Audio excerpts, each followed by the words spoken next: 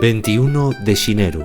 Santa Inés foi una moza romana martirizada con 13 años por cal tener el so votu de castidad y la so fe cristiana. Ye patrona de les moces, les novies y la pureza. Represéntase tradicionalmente acompañada d'un cordero. Refrán relacionado con esta santa tenemos: por Santa Inés, corderinos 3.